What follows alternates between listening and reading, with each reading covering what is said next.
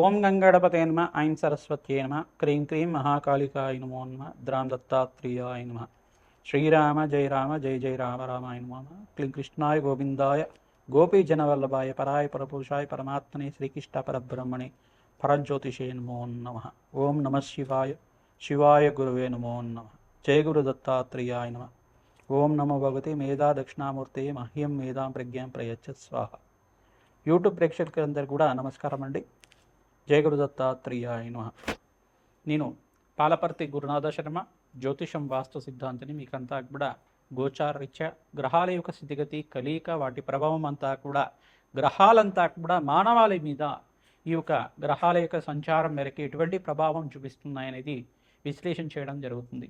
ప్రధానంగా నవగ్రహాలు అనేవి ప్రధానంగా చూసుకుంటే ఖగోళ శాస్త్రంలో అత్యంత ప్రాముఖ్యత అనేది చెందుతుంది.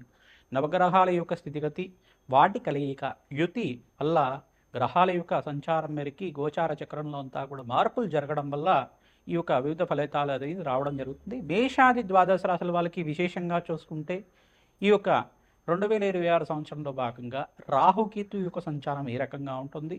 ప్రధానంగా రాహుకేతులంతా కూడా చూసుకుంటే ఈ యొక్క ఏప్రిల్ నుంచి వక్రగతిలో సంచారం చేస్తున్నారన్నమాట. ఏప్రిల్ 14వ తారీఖు నుంచి వక్రగతి సంచారం జరుగుతుంది. రాహుకేతులు అనేది ప్రధానంగా చూసుకుంటే ఛాయాగ్రహాలు. ఛాయాగ్రహాలంతా కూడా ఎటువంటి ప్రభావం చూపిస్తున్నాయనేది విశ్లేషణ చేసుకుంటే కనుక ప్రధానంగా మాయని క్రియేట్ చేస్తూ ఉంటాయి అన్నమాట. ఒక మాయలాగా ఉంటుంది. జీవితంలో మీకంతా కూడా అదృష్టయోగం సిద్ధిస్తుంది అనేది చెప్పేసి ఉంటుంది. కానీ ఇక్కడ శ్రమ అధికంగా ఉంటుంది.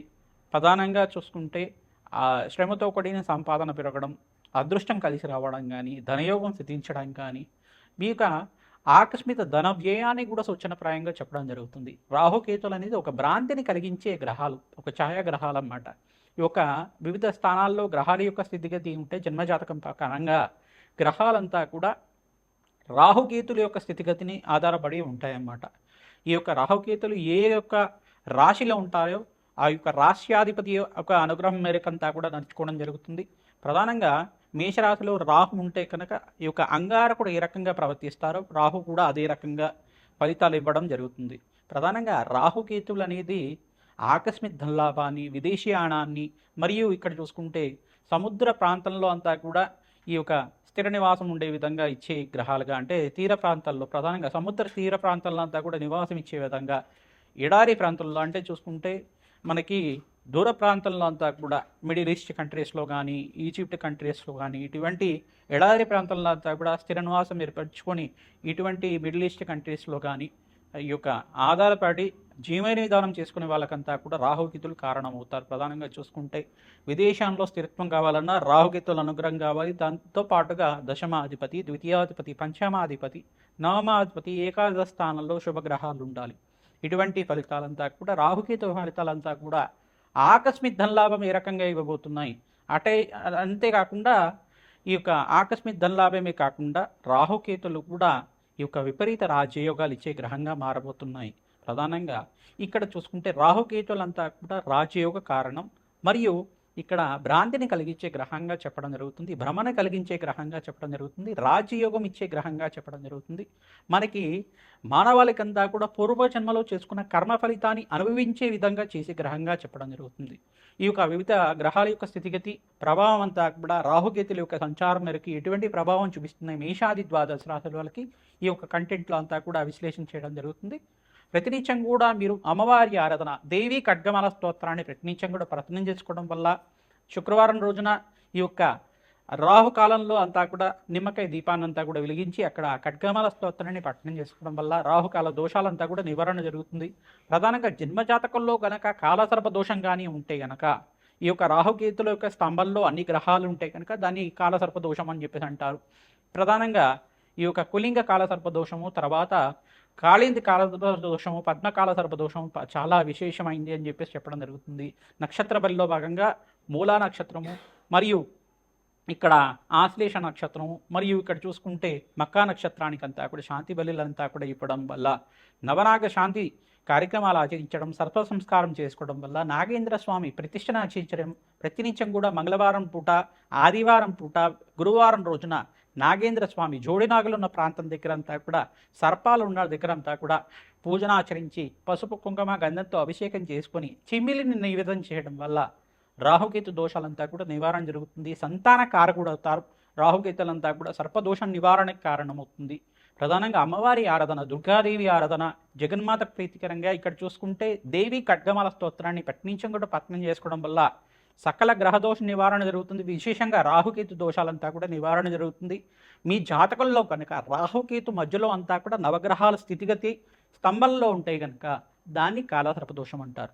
ప్రధానంగా కాలసర్పదోషం ఉండడం వల్ల ఆలస్య కళ్యాణం అవడం కానీ, ఏదైనా పని అనుకుంటే దాన్ని వాయిదా పడుతూ ఉండడం కానీ, అన్ని విషయాల్లో కూడా ఆలస్యం అవుతూ ఉండడం కానీ, వ్యాపారంలో మార్పులు జరక్క ఎక్కడ మొదలు పెట్టుకున్నామో అదే పొజిషన్లో ఉండడం కానీ, పొజిషన్స్లో అంటే ఫైనాన్షియల్ స్టేటస్లో అంతా కూడా మార్పు లేకుండా ఉండడం, ఇటువంటి ఎంత ఖర్చులంతా కూడా పెరిగిపోతూ ఉండడం, అప్పుల బాధల్లో పడిపోవడం, ఇదంతా కూడా రాహుకేతు దోషంగా చెప్పడం జరుగుతుంది. సంతానం ఆలస్యంగా అవుతుండడం, కొంతమందికి అయితే మిస్క్యారేజెస్ జరుగుతుంటాయి. రాహుకేతు దోషం వల్ల అంతా కూడా పీసీఓడి ప్రాబ్లమ్స్ కానీ, హెల్త్ ఇష్యూస్ ఉండడం కానీ, ప్రధానంగా చూసుకుంటే ఈ యొక్క రాహుకేతు దోషం వల్ల అంతా కూడా ప్రతినిత్యం కూడా రాహుకేతు దోష నివారణార్థం సర్పప్రతిష్ఠ చేసుకోవడం వల్ల మంచి ఫలితాలు పొందుతారు. కాలసర్ప దోష నివారణార్థం అందరికి కూడా నక్షత్ర బలి కార్యక్రమాన్ని ఆచరించడం వల్ల విపరీత రాజ్యోగం సిద్ధిస్తుంది, సత్సంతాన యోగం కలుగుతుంది, ఆనందమైన జీవితం జీవించడానికి ఆస్కారం ఉంటుంది. ఈ యొక్క రాహుకేతు దోష నివారణార్థం ఎటువంటి యజ్ఞాధిగతులు ఆచరించాలి, ఎటువంటి పరిష్కారం చేసుకుంటే కనుక ఆకస్మిక లాభం, ఆనందమైన జీవితం కలుగుతుంది అంతా కూడా 2026 ఫలితాల్లో భాగంగా మీకు అంతా కూడా విశ్లేషణ చేయడం జరుగుతుంది. కర్కాటక రాశి జాతకులకి 2026 ఫలితాల్లో భాగంగా సంవత్సర ఫలితాలంతా కూడా ఇంగ్లీష్ మాస ఫలితాలంతా కూడా చెప్పడం జరుగుతుంది. ప్రధానంగా ఆంగ్ల సంవత్సర ఫలితాలంతా కూడా చెప్పడం జరుగుతుంది. ప్రధానంగా చూసుకుంటే ఈ యొక్క కర్కాటక రాశి జాతకులకి బృహస్పతి సంచారం అంతా కూడా రాజయోగ కారణమవుతుంది. జూన్ 14వ తారీఖు నుంచి రాశిలో ప్రవేశం చేస్తున్నారు బృహస్పతి అంతా కూడా.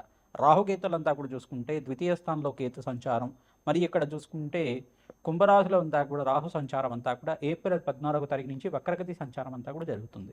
ప్రధానంగా విదేశంలో స్థిరత్వం కోసం ప్రయత్నం చేసుకోవచ్చు, స్థిరాస్తి కొనుగోలు చేయడానికి కానీ, కుటుంబంలో శుభ కార్యక్రమాలు జరగడానికి కానీ, గృహయోగం కోసం ప్రయత్నం చేసుకున్న రాజయోగం సిద్ధించడానికి ఈ సంవత్సరంలో అంతా కూడా జూన్ 14వ తారీఖు నుంచి వివాహాది శుభకార్యాలు జరగడానికి ఆస్కారం ఉంటుంది. మంచి శుభకార్యమైన కార్యక్రమాలు, మంగళ వాయిద్యాలు మోగడానికి ఆస్కారం ఉంటుంది. కర్కాటక రాశి జాతకులకి విశేషంగా ధనయోగం సిద్ధించడానికి ఫిబ్రవరి నుంచి జూన్ 14వ తారీఖు దాకా మీకు అంతా కూడా రాజయోగం ఉంటుంది. ఫిబ్రవరి తర్వాత నుంచి కూడా శుభయోగాలంతా కూడా మంచి ఫలితాలు పొందడానికి ఆస్కారం ఉంటుంది.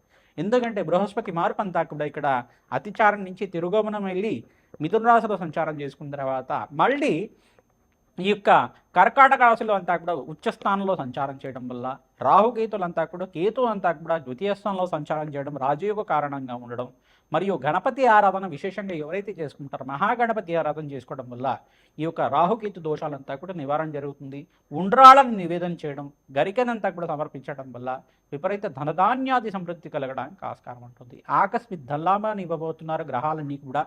ప్రధానంగా శ్రమతో కూడిన సంపాదన, వ్యాపారంలో మార్పులు, ఉద్యోగంలో మార్పులు, స్థానచలనం అంతా కూడా జరగడానికి, గృహయోగం సిద్ధించడానికి, గృహప్రవేశ యోగం కలగడానికి, ధనధాన్యాది సమృద్ధి కలగడానికి, ప్రధానంగా మీకంతా కూడా వాహన యోగం సిద్ధించడానికి, ఈ సంవత్సరం అంతా కూడా అష్టైశ్వర్య యోగం సిద్ధించడానికి ఆస్కారం ఉంటుంది.